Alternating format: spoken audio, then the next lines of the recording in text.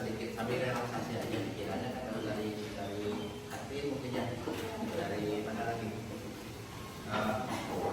jalan-jalan ya caranya gini, coba semuanya pejamkan mata, kan pikirannya hati, pejamkan mata nggak lama teman paling 10 detik ya. Coba konsentrasi ke nafas, sadari bahwa kita menarik nafas. Mungkin pada saat ini banyak orang yang sedang bernafas aja susah loh. Ya, nah, sadari kita menarik nafas, kita menghembuskan nafas. Nah, kalau sudah sadar, tarik sekarang nafas yang dalam, hirup udara sebanyak-banyaknya, hirup energi sebanyak-banyaknya. Bayangkan energi yang membuat kita bahagia, energi yang membuat badan kita segar, itu semuanya terhirup. Ya, masuk ke paru-paru kita, kemudian menyebar ke otak, ke seluruh tubuh.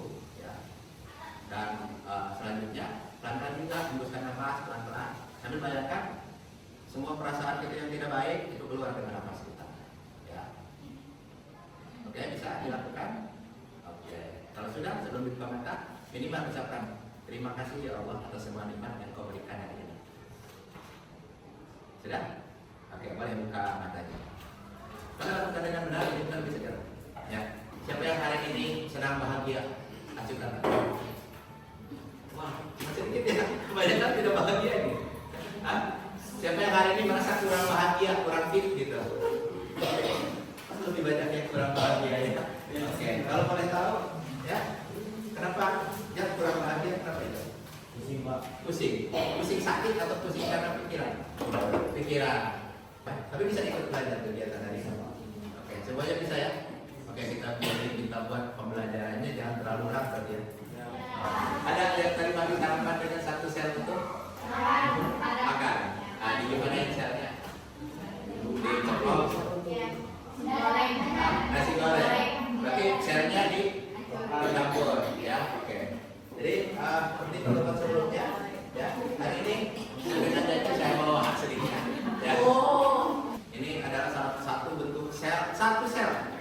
Ini satu sel. Ya. Kalau kalian makan ikan, makan daging ikan, itu banyak sel yang kalian makan. Lebih dari 10 mungkin untuk satu gigitan saja, satu cubitan. Tapi kalau ini adalah satu sel. Ada yang masih ingat? Sel yang paling besar adalah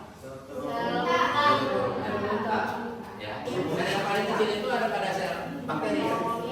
Sel bakteri. Mau sel itu besar maupun sel itu kecil, ya penampakannya sama dengan telur ini. Ya. Nih kalau kita pecahkan, ini coba kalian. Kenapa sih tadi sebelum dipecahkan tidak tumpah? Karena ada cangkang, ada pembatas antara dengan lingkungan sekitarnya ya. Jadi ini, nah ini kulit telur, ya itulah membran. Kalau kita sebut bahasa biologi itu membran sel. Tuh. Nah selain membran, selain cangkang tadi, kalau yang dekat mungkin bisa melihat ada bagian apa lagi? Putih atau bening telur. Ya, karena orang bilangnya putih telur itu kalau telurnya direbus ya. Kalau gini sebenarnya bening, encer, kental atau padat? Kental. Kental? Encer ya. Ini encer ya. Artinya kekentalannya ya, tapi tidak seencer air mungkin ya. Air ya. Kira-kira ini apa kandungannya di sini? Protein, betul. Ya. Kenapa dia lebih kental dari air murni? Karena ada proteinnya. Kalau air murni kan tidak ada proteinnya. Ya. Kemudian di sini juga ada kulit telur. Ya. Nah kita tahu kalau sel itu biasanya ada yang namanya inti sel. Apakah kulit telur ini inti sel? Iya. Iya. Bukan. Kulit telur memang bukan inti sel, tapi dia adalah cadangan energi yang dimiliki oleh telur itu untuk apa? Untuk perkembangan embrio di dalamnya, ya. Jadi gitu. Ya. Tapi kalau telur ayam seperti ini biasanya telur ayam betina yang tidak dikuahi. Artinya di sini tidak ada embrio. Nah intinya itu adalah biasanya kelihatan titik ataupun kalau dipegang itu agak sedikit keras. Ya itulah intinya sebetulnya. Jadi dia lebih kecil dari kuning telur. Adanya di dalam kuning telur ya. Biasanya ada yang lebih keras. Itu. Tapi hari ini kita akan belajar ada kaitannya dengan ini semua. Ini materi belajar kita. sebelumnya di minggu yang lalu saya sudah kasih link. Ya, saya ingin mengukur pemahaman kalian tentang penggunaan mikroskop. Kenapa? Karena hari ini kegiatan kita adalah kita akan gunakan mikroskop itu untuk mengamati. Kalau tadi telurnya gede, ya, sekarang itu kita akan amati bagaimana struktur sel yang kecil. Pembelajaran ini saya desain dalam 2 kali pertemuan, hari ini dan besok. Ya. Hari ini kita fokus pada, kita lihat di anu ya. Tapi intinya hari ini ada pengamatan menggunakan mikroskop. Nanti materi pelajarinya itu adalah struktur sel. Nanti kalian mengenali dulu struktur sel dengan menggunakan mikroskop. Ya, kita pakai mikroskop, namanya mikroskop apa? Cahaya. Kenapa disebut mikroskop cahaya? Karena pakai cahaya. Ya, ini juga nih masih kita bahas bersama walaupun sudah. Apa itu mikroskop? Bagian dari mikroskop dan cara menggunakannya. Kemudian di sini baru kita bicara tentang, nah ini besok mungkin ya. Struktur organel sel. Nah, apa itu organel sel? Ya nanti mudah-mudahan di akhir pembelajaran hari ini kalian menjadi bisa paham. Ya. Komponen dan peranannya. Nanti ada yang namanya membran sel, kromosom, mitokondria, kloroplas, dan ribosom ini besok. Ya, besok. Kemudian di sini fungsi dari organel sel itu sendiri. Ya. Nah, sesuai dengan judul yang pertama, nah ini bagaimana apa keterkaitan antara struktur organel sel dengan fungsinya. Ya, oke. Nah, tujuan pembelajarannya keseluruhan dari sekarang sampai besok. Nih ada 5 yang akan kalian dapatkan, nah kalian peroleh. Cum, bisa bantu bapak? Baca tuh suruh beras.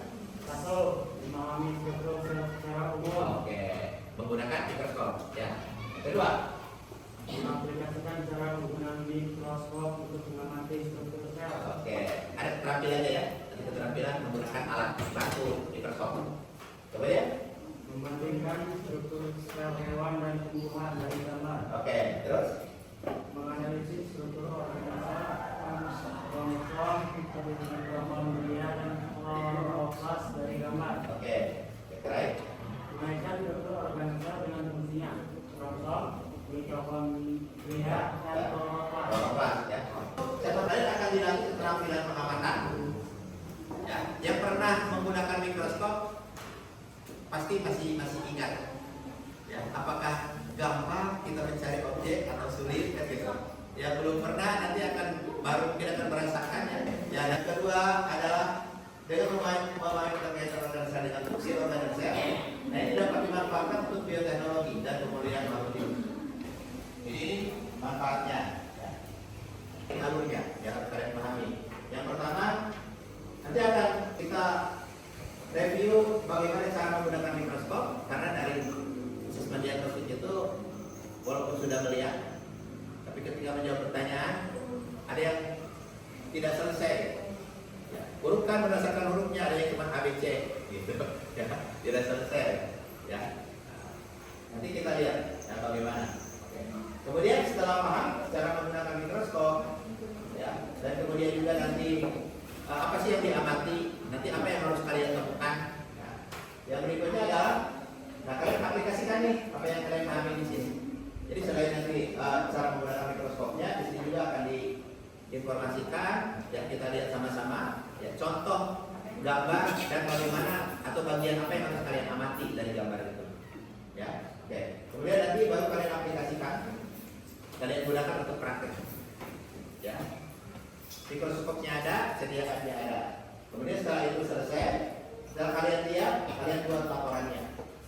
Nah, per kelompok ya. Nah, dalam membuat laporan ini, saya lupa menuliskan di sini, tapi saya informasikan, kalian pakai aplikasi Canva ya. Hasilnya kalau kelihatan di potret, kalau di potret fotonya, kemudian menggunakan aplikasi Canva, foto itu kalian tambahkan keterangan, termasuk nama kelompok dan sebagainya. Nanti ada contohnya ya. Nah, di sini nanti presentasikan hasilnya, masing-masing menampilkan ya dan menunjukkan. Kalau bisa nanti semuanya, kalau tidak bisa semuanya, ya nanti secara random saja. Ya, kita berikan kesempatan kelompok mana yang tampil, 3 atau 4 kelompok. Nah, setelah ini selesai, mengaplikasi ini ada 3 tahap. Nanti setelah terakhir, nah kalian menuliskan. Kita refleksi kegiatan belajarnya. Mungkin ketika tadi menggunakan mikroskop, apa sih kesulitannya? Gitu. Ya. namanya belajar belum tentu semuanya lancar, belum tentu semuanya bisa. Ya, makanya kita nanti harus biasa untuk menuliskan ya, hal-hal apa saja yang menjadi kesulitan kita dalam belajar. Ya, dan kemudian kalau langsung diatasi, bagaimana cara kalian mengatasi itu semua? Nanti di referensi ini disampaikan. Kita mulai aktivitas satu belajar kita. Ya, tolong simak baik-baik. Saya akan tampilkan sebuah video yang memberikan gambaran bagaimana mengenal dulu bagian-bagian mikroskop dan bagaimana cara menggunakan mikroskop. Ya. Cara belajarnya, kalian akan lihat video. Nanti di akhir video itu untuk menguji apakah paham dan tidak langsung ada quiz. Disiapkan saja bukunya ya. Boleh kan sampai catat-catat kira-kira bagaimana. Atau mau dipoto juga boleh. Ya. Jawab dulu ya. Lensa okuler ditunjukkan oleh huruf Coba kita cek. Jawabannya yang A ya, yaitu lensa okuler. Ya, bagian yang berfungsi untuk menggerakkan lensa objektif secara cepat adalah Coba.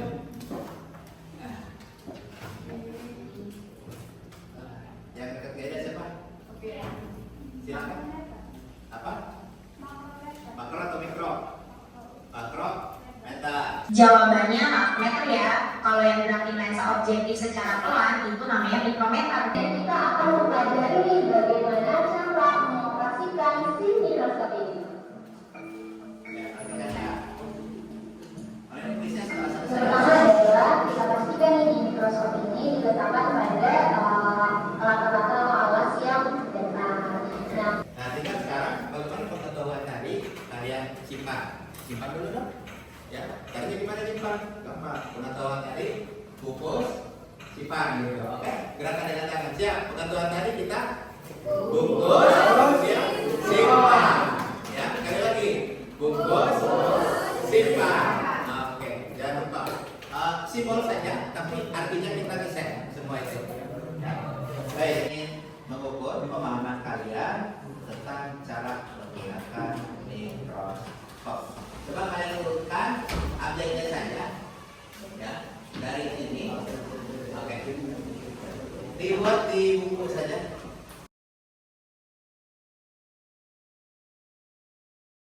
Oke, untuk kali ini saya akomodir, kita tidak campur dulu, ya, 3 sampai 4 cukup.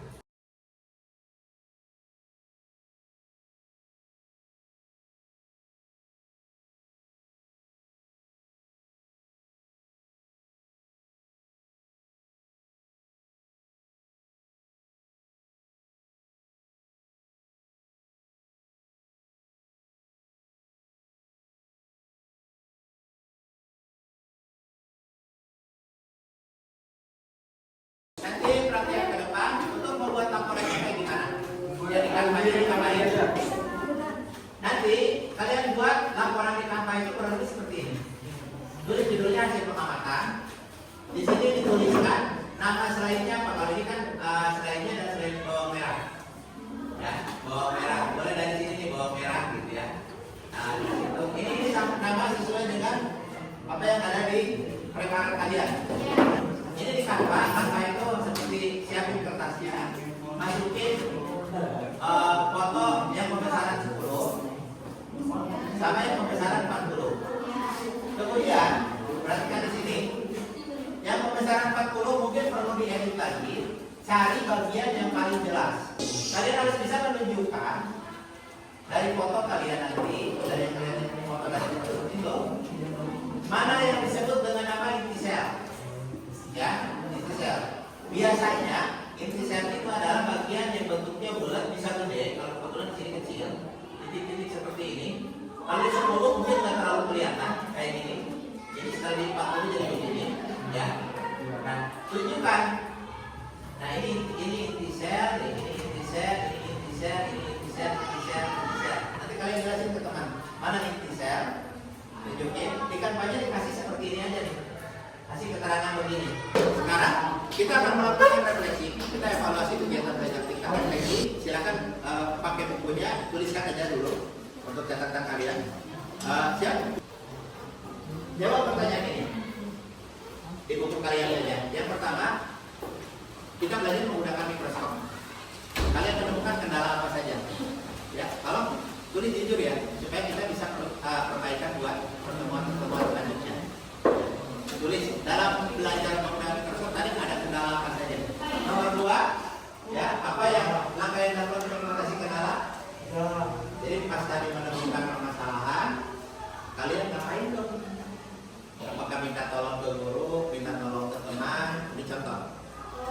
Atau dibiarkan saja.